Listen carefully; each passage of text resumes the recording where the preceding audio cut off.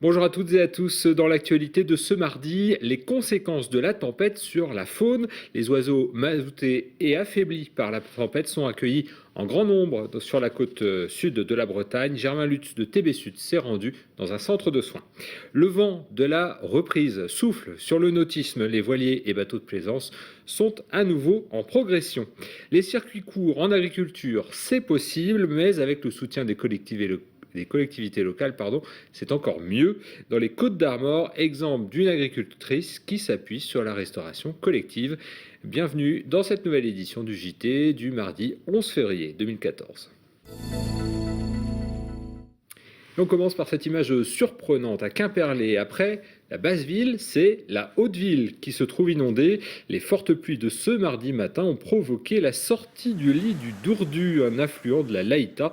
Le niveau de l'eau a finalement redescendu à partir de 16h. Et puis, ce mardi après-midi, le Finistère a été de nouveau placé en vigilance orange pour les risques de crues.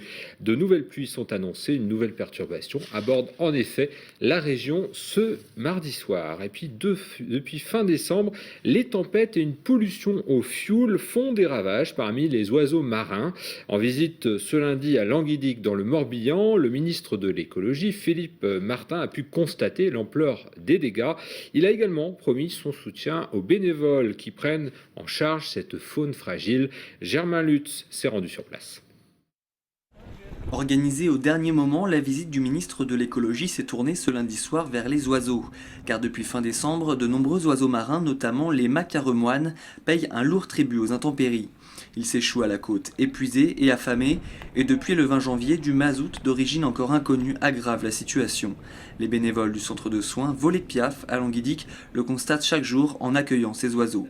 Ils ont attiré l'attention du ministre sur l'urgence de la situation.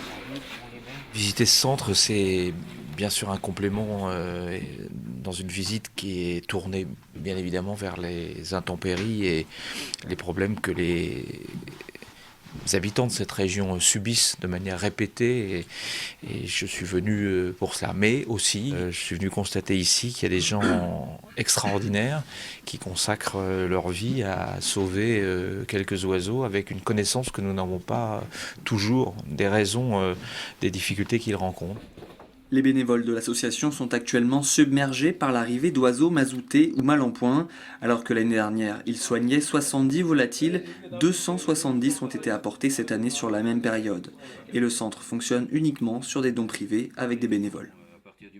C'est vraiment monstrueux. Pour nous, au niveau de la quantité de travail, de la quantité d'accueil d'animaux, c'est énorme. Là, quand on sauve plusieurs centaines d'animaux par an dans chaque centre de soins, c'est un service public. Vu tout ce que l'on fait au niveau sensibilisation et tout, il faut que l'État prenne sa part des finances.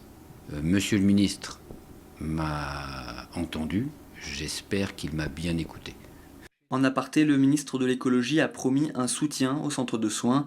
Une grande réunion rassemblant tous les acteurs concernés était déjà prévue en avril pour étudier un possible financement du centre. Heureusement, ça fait rien, on en sauvera quand même. La reprise économique dont on parle souvent sans vraiment la voir serait-elle déjà une réalité ? C'est ce que sentent certains professionnels du nautisme. Le Salon de Paris au mois de décembre a laissé entrevoir une éclaircie dans ce secteur. Les premières semaines de l'année 2014 semblent confirmer cette embellie. Coup d'œil sur la situation sur le port de Brest. Livraison de taille ce mardi matin pour les chantiers Roland. Sous ce plastique blanc, une vedette à moteur de 13 mètres à près de 400 000 €. Une belle unité pour ce concessionnaire. Ça prouve la bonne santé du nautisme dans le Finistère et on est très content que des beaux bateaux de ces dimensions naviguent sur nos eaux. De telles unités restent rares. Et pourtant, en 2013, l'industrie nautique a perdu 4%. Mais sur le dernier mois, les immatriculations de bateaux neufs ont bondi de 12%. De quoi redonner confiance aux professionnels. On s'est organisé pour que l'année 2014, on puisse fournir ce type de bateau, c'est-à-dire que nous avons commandé des stocks parce que nous avons une certaine confiance dans la reprise du marché. On n'a pas une vision qui soit certaine sur l'ensemble de l'année, mais on est quand même sur des valeurs qui sont pour moi significatives et relativement positives. Chez cet autre concessionnaire, même constat. L'année 2014 démarre plutôt bien. Un salon nautique de Paris 2013 qui s'est pour nous bien passé. Le début d'année qui s'annonce quand même prometteur avec notamment beaucoup de passages au magasin. Pour nous semble plutôt positif et s'apparente effectivement à une reprise pour nous dans notre activité en tout cas. Et puis tendance actuelle du marché, il se vend aujourd'hui 70% de bateaux à moteur et 30% de voiliers, y compris en Bretagne, où la voile avait jusque-là le vent dans le dos. Le mauvais temps a des conséquences sur l'agriculture. Le sol est gorgé d'eau et rend les travaux de la terre impossibles. Exemple avec des producteurs de légumes et de céréales avec Sophie Lecroisier. Une mare au beau milieu d'un champ de céréales. Un peu plus loin, ce sont des choux-fleurs et artichauts qui commencent à pourrir.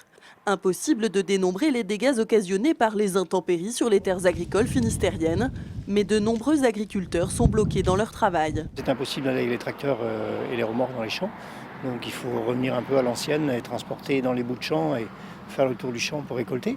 Protection fongicide que je n'ai pas pu faire sur certaines variétés de choux qui doivent être récoltées en avril-mai, mais on ne peut mettre aucune culture en place actuellement. Aucune. J'ai au moins le tiers de mes parcelles qui est immergé. Ça va avoir de grosses incidences sur les récoltes à venir au niveau des rendements. Idem chez les confrères céréaliers, si la météo n'est pas plus clémente, la situation pourrait se compliquer. C'est normal qu'on ait de la pluie pour refaire les réserves en eau pour la saison.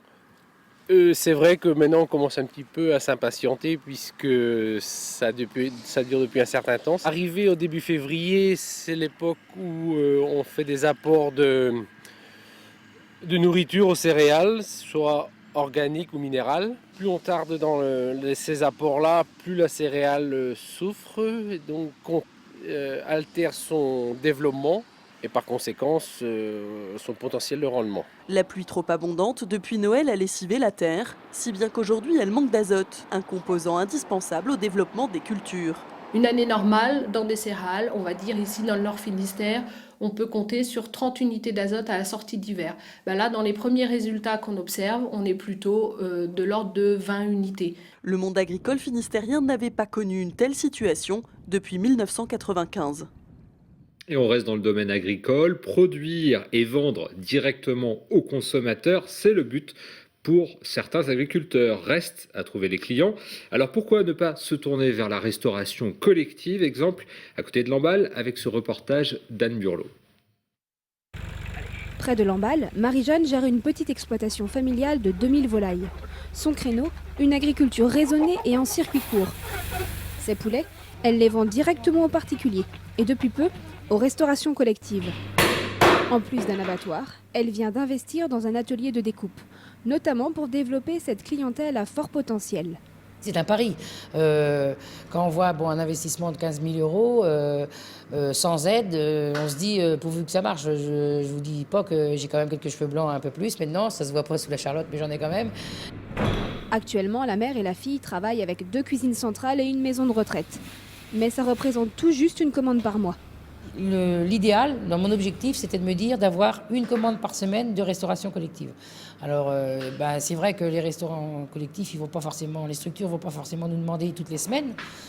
Mais si on en a plusieurs, on peut avoir ce roulement-là, quoi. Pour aider des éleveurs comme elle à étoffer leur réseau et pérenniser leur activité, le pays de Saint-Brieuc a mis en place un programme d'aide et d'accompagnement. Concrètement, on a mis en place un catalogue qui va réunir 35 producteurs et 5 artisans bouchers du pays de Saint-Brieuc qui souhaitent travailler avec la restauration collective. Donc, ils ont chacun une fiche individuelle. Et ce catalogue est ensuite transmis aux communes. Et donc, elles vont pouvoir piocher dans ce catalogue pour aller s'approvisionner de manière locale. Grâce à ce catalogue, Marie-Jeanne est sur le point de décrocher de nouvelles commandes. Et comme les autres producteurs de ce répertoire, elle bénéficie d'un suivi personnalisé et s'est engagée à améliorer ses pratiques agricoles. Ce journal est terminé. Merci de l'avoir suivi et sachez que vous pouvez toujours retrouver le journal aussi sur www.tbotv.fr. Merci de nous avoir suivis. On se retrouve demain à partir de 18h30 pour un nouveau point sur l'information locale et régionale. Bonne soirée à vous.